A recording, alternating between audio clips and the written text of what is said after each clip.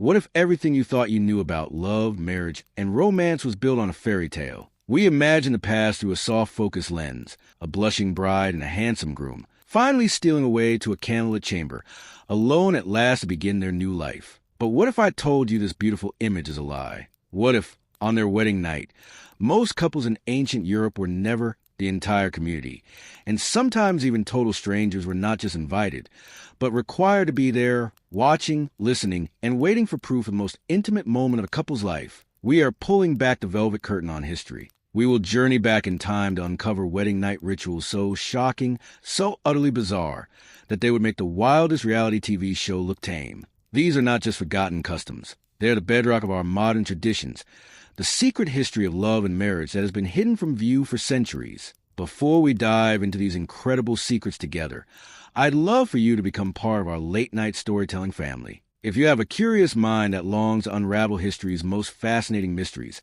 go ahead and hit that subscribe button. It's like joining our secret society of historical explorers. And if you find yourself captivated by the world we are about to enter, a gentle tap on the like button helps our stories find other curious souls wandering through the digital archives. I am genuinely curious. Where are you listening from right now? What secrets does your corner of the world hold? Drop a comment and let our community know. Dim the lights, get comfortable, and let's step back in time together. The story we are about to uncover will change the way you think about marriage forever. Close your eyes for a moment and imagine this. It's the year 1347. Somewhere in the English countryside, a young woman, barely 16, has just been married to a lord she may have only met once before. The feast is over. Friends have packed away their instruments, and the moment she has been taught to both anticipate and dread is here. But instead of the quiet solitude of a private chamber, she is escorted by a crowd. Her new father-in-law, the local priest, and a dozen other nobles, all of them following her to her marriage bed. In our modern world, this sounds like a nightmare. We consider privacy a basic human right, the cornerstone of intimacy. The idea of a private wedding night was not just uncommon. It was considered suspicious, even dangerous. Marriage was not about love, at least not primarily. It was about property, political alliances, and the transfer of immense wealth. And most importantly, it was about proof that needed witnesses. This was a witness tradition, and it was a law of the land, woven into the fabric of society from the peasant's hut to the king's castle. In a world without photographs, DNA tests, or even reliable written records for the common person, how could you prove a marriage was legitimate? How could you ensure that the union, which might secure a fortune or prevent a war, was legally binding? The answer was with living, breathing witnesses. These weren't just casual observers. They were carefully selected individuals with a legal, social, and sometimes religious duty. In 12th century England, the tradition was so formalized that there were written guidelines about who could serve as a wedding night witness. They had to be of good moral standing, capable of giving accurate testimony, and bound by a sacred oath to report truthfully on what they observed. They were not there to spy. They were there to validate. Think about it from their perspective. For a young bride, the presence of these witnesses was a form of protection. If her new husband later decided he wanted to annul the marriage and keep her dowry, he couldn't simply claim the union was never consummated. A dozen witnesses, from her own family and his, could testify that it was. Their presence, as invasive as it seems to us, was her insurance policy. For a peasant couple in rural France, the witness might be the village elder and the local priest. They wouldn't have a crowd of nobles, but the principle was the same. Marriage was a community affair, too important to be left to the privacy of two individuals. The community had invested in this union, and the community needed to know it was real. The witnesses would bless the marriage bed and then often wait just outside the cottage door, listening for sounds that would confirm the marriage had been properly completed. This wasn't seen as intrusive. It was seen as the final seal on the marriage contract, the act that made it unbreakable in the eyes of God and man. The sanctity of the union was guaranteed not by its privacy, but by its public confirmation. If the witness tradition sounds awkward, the actual ceremony that brought the couple to their bed was an elaborate theatrical production that could make even the most stoic medieval noble nervous. This was the bedding ceremony, a ritual so formal in public it made a military parade look casual. The bride and groom were the stars of the show. Let's imagine the wedding of an English duke in the 15th century. The ceremony would begin. The bride would be led to a separate chamber by the women of the court in a formal procession. They would all have a role. They would ritually undress her, removing her heavy wedding gown, and then redress her in a special nightgown, often made of fine linen, which had been blessed by a bishop. Meanwhile, in another part of the castle, the groom was undergoing a similar ritual with the man. He would be undressed by his groomsmen and closest male relatives, given his own blessed nightshirt, and prepared for the evening. Throughout this process, he would be subjected to a barrage of jokes, songs, and what was considered helpful and often very explicit, but the most excruciating part was yet to come. Once both were ready, the two processions would merge in the great hall. Then everyone, the entire crowd of family, friends, and high-ranking guests, would form a single grand parade to escort the couple to their marriage bed. Imagine walking through torchlit corridors, surrounded by dozens of people singing, playing instruments, and shouting encouragement. The famous chronicler Jean Froissart described one such procession in France that included over 60 people escorting two nervous teenagers to their bedroom. The bed itself had been prepared with its own ceremony earlier in the day. A priest or bishop would bless it with holy water, reciting prayers for fertility and faithfulness. The sheets had to be new and white, often embroidered with symbols of prosperity. Herbs like rosemary and lavender were scattered between the sheets, not just for their scent, but because they were believed to promote conception. Once the procession reached the chamber, the couple wasn't simply left alone. Instead, the highest-ranking guest performed the final act, the ritual of putting the couple to bed. The bride would be ceremonially placed in the bed by her mother or the most senior noblewoman. The groom would be placed beside her by his father or the ranking nobleman. As they lay there, the crowd would offer final blessings and words of encouragement. We have records of what was said, and it is mortifying. A count from the court of Burgundy in 1423 quotes a guest proclaiming, "May your union be as fruitful as the fields in spring, and may you find in each other's arms the strength to build a dynasty, while you're lying next to your new spouse with your entire social circle looking on." In some regions, the ceremony went even further. The priest would enter the chamber and offer prayers over the couple as they lay in bed together. A 13th century church document, the Rituale Romanum, provides specific instructions for this blessing, including the exact prayers to recite and where the priest should stand. Every detail was choreographed, every person had a role, and the bride and groom were merely the central figures in a public drama about family, property, and lineage. As the sun rose over the medieval castle, peaceful mourning for the newlyweds became the final, and perhaps most shocking, act of their public wedding. The ceremony wasn't truly over until there was proof, physical, undeniable, public proof, that the marriage had been consummated. This brings us to the morning inspection. Imagine waking after your wedding night, exhausted and emotional, only to find a group of women, led by your mother and mother-in-law, entering your chamber. Their purpose was singular, to inspect the bedsheets for the roses of virtue, a poetic term for the blood that would prove the bride's virginity. This was not a private affair between mothers and daughters. In 13th century France, the Code of Canon Law specified that this inspection should be conducted and its results formally witnessed. Once found, the blood-stained sheets were not quietly washed. They became trophies. They would often be hung from the couple's window or presented in the great hall for all the wedding guests to see. This was the ultimate proof of the bride's purity and the marriage's validity. It was a public announcement that the contract was sealed. When Isabella of Castile married Ferdinand of Aragon in 1469, a union that created modern Spain, the morning inspection was a major state event. It was conducted by no fewer than 6 noble ladies and witnessed by church officials. The official record, still preserved in the archives, reads, "The marriage of their Catholic majesties has been confirmed by divine providence and natural law, as evidenced by the virgin blood freely given in sacred union." This was an official government document about bedsheets. What happened when there was no blood? We now understand the biological reasons why this might occur, but medieval society did not. The absence of blood could be catastrophic for a bride. It led to immediate accusations of impurity. The bride could face annulment, public shame, and be returned to her family in disgrace, her reputation and future ruined. The law provided specific procedures for this devastating outcome. The pressure was so immense that families developed elaborate schemes to avoid this fate. There are records from 14th century Italy of mothers providing their daughters with small vials of chicken or pigeon blood, hidden in their wedding attire. A resourceful aunt might have prepared not just animal blood, but red wine and berry juice as backups. The stakes were simply too high to leave to chance. While emphasizing the spiritual side of marriage, was also deeply invested in this physical proof. Pope Innocent III, in the early 13th century, issued guidance on how these inspections should be conducted while maintaining appropriate modesty. This often meant that instead of fully public display, the sheets would be shown to a small group of official witnesses, including a church representative, who would then provide sworn testimony. The documentation was incredibly detailed. An archive in Canterbury Cathedral from 1223 contains a formal record stating that the union of a knight and his lady was confirmed by the appearance of virgin blood upon the marriage linens, entry witnessed and signed by the local Mother Superior and a Benedictine monk. The personal had become profoundly and legally. Imagine planning your wedding, only to discover that the church has forbidden you from consummating your marriage on your chosen date. Welcome to medieval Europe, where the timing of your wedding night was not a personal choice, but was governed by an incredibly complex system of religious rules, astrological calculations, and seasonal taboos.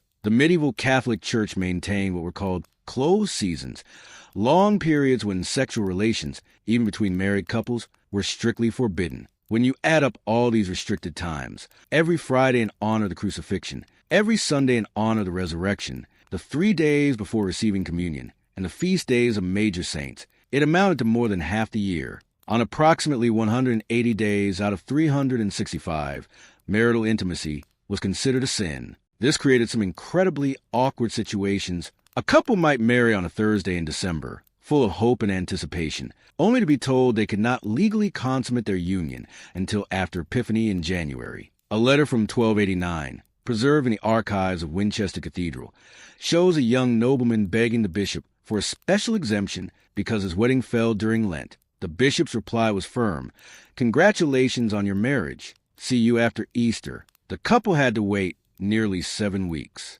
But the church calendar was only the beginning. Medieval society also believed deeply in astrology. The position of the stars and planets on your wedding night was thought to influence everything from the health of your future children to the financial success of your marriage. Noble families would consult court astronomers to pinpoint the most auspicious moment for consummation. Time was during a waxing moon, preferably in a water sign like Cancer or Pisces, which were associated with fertility. The worst times were during a lunar eclipse or when Mars, the planet of war, was dominant in the sky. In 1453, the marriage of an English duke was delayed for 3 weeks because court astronomers determined that Venus. The delay was considered so important that it was mentioned in diplomatic letters to France, explaining why treaty negotiations had to be postponed. Then there were the seasonal beliefs. It was thought that the season of conception determined a child's character. Spring babies would be artistic, summer babies courageous, autumn babies intelligent, and winter babies spiritual. A family hoping to raise a brave knight would time their consummation for early summer, aiming for a child to be born in the dynamic energy of spring. These systems conflicted. The church might permit intimacy on a date that the stars declared disastrous. Navigating these overlapping calendars of restriction, a couple married in November would have to abstain through all of Advent. The astrological charts for January might be unfavorable. Soon after, the pre-Lent restrictions would begin, followed by Lent itself. If they followed all the rules, they might not be able to consummate their marriage until May. It was a system that demanded extraordinary patience and turned the wedding night into a matter of complex and often frustrating calculation. While most of Christian Europe was navigating this maze of witnesses and restrictions, other cultures were forging entirely different wedding night traditions, born from their own unique values. Deep in the forests of medieval Germany, warrior tribes saw the wedding night not as a religious sacrament, but as the ultimate test of a warrior's worth. Marriage was another form of combat, a trial of strength and honor. Before a groom could even enter the marriage chamber, he often had to participate in the sword crossing, a ritualized but very real fight against the bride's male relatives. He had to prove he was strong enough to defend her, but the bride was no passive prize. Germanic women were expected to be fierce. In a tradition called the Shield Maiden's Choice, the bride had the right to challenge her new husband to a final test. This could be a battle of wits, a demonstration of practical skill, or even a physical contest. One chronicle describes a Saxon bride who challenged her groom to a horse race through a dangerous forest at night. Only after they completed this trial together were they considered truly married. Inside their chamber, their bed would be surrounded by their weapons, swords, shields, and axes. This was not for decoration. It was a clear statement that their marriage was a partnership in the battle of life. Further north, the Vikings created wedding traditions that were deeply spiritual and connected to the cosmos. Their ceremonies were designed to invite the gods themselves to bless the union. The ritual began with the hammer blessing. A ceremonial hammer, representing Thor's mighty Mjolnir, was placed on a bride's lap to symbolize fertility and protection. The wedding night itself could involve the Nine-World Ceremony, a ritual journey where the couple made offerings to honor each of the 9 realms of Norse mythology. They might offer mead to the gods in Asgard and burn incense for the elves in Alfheim. The entire night was a sacred performance, connecting their mortal union to the fabric of the universe. Many couples would also embark on a voyage of union, a ceremonial boat trip to a sacred island where they would consummate their marriage, alone with the gods and the sea. For the Vikings, the wedding night was not about legal proof. It was about securing a divine and cosmic bond. For the kings and queens of Europe, the wedding night was neither a warrior's trial nor a spiritual journey. It was an act of international diplomacy. When kingdoms hung in the balance, the most private moments between a husband and wife became high-stakes political theater. The preparations were negotiated by international committees. The wedding night of Marie Antoinette and the future Louis XVI of France involved 127 court officials and a protocol that filled 43 pages. The ceremony of the Grand Couche, or public undressing, was a key event. The bride would be undressed by ladies-in-waiting, who represented the allied kingdoms. Her shift might be removed by an Austrian duchess, her stockings by a Spanish countess. Each participant was a witness to the political alliance the marriage represented. The witness list for a royal wedding night, like a who's who of European power brokers. Detailed diplomatic reports were drafted and sent to every court in Europe. These were not romantic announcements. They were legal and political documents. The pressure on young royals, often teenagers who had just met, their performance or lack thereof, could determine whether their nations would be allies or enemies, whether there would be peace or war. Hidden in the misty hills of Ireland and Scotland, the Celtic peoples practiced wedding traditions that were profoundly mystical, focused on forging a bond that could transcend death itself. For the Celts, marriage was not a contract or a political alliance, but a sacred union of souls. Their approach was rooted in pre-Christian beliefs. The ceremony often took place not in a church, but in a sacred grove or an ancient stone circle, a place of natural spiritual power. The central ritual was hand fasting, where the couple's hands were literally bound together with cords, symbolizing their connection. This was their true marriage, often performed the night before any Christian ceremony demanded by law. Celtic tradition also included the idea of soul alignment. A druid or spiritual elder might guide the couple in a meditation to explore what they believed were their shared past lives, to understand the spiritual purpose of their union. The wedding night itself could involve a past life healing ceremony, where the couple performed rituals to release old karmic wounds and consciously create a new future together. Unlike in mainstream Christianity, where sexual desire was viewed with suspicion, Celtic spirituality saw physical intimacy as a path to divine connection. Was an opportunity to perform a soul merging through synchronized breathing and shared meditation during their physical union. A couple could temporarily dissolve their individual identities and experience themselves as a unified spiritual being. It was believed that couples who achieved this could communicate telepathically and share prophetic dreams. Their bond was not just for this life, but for all the lifetimes to come. Despite all the planning, ritual, and pressure, sometimes medieval wedding nights went catastrophically wrong. And in a world where the success of the union was paramount, failure was not just a personal disappointment. It was a public disaster that could destroy families and even destabilize kingdoms. One of the most famous disasters was the wedding of King Philip Augustus of France and Princess Ingeborg of Denmark in 1193. This marriage was a crucial political alliance. The king took one look at his new bride and was overcome with what witnesses called a supernatural revulsion. He could not touch her and became physically ill in her presence. He demanded an annulment. The consequences were immediate. Denmark threatened war, accusing France of a grave insult.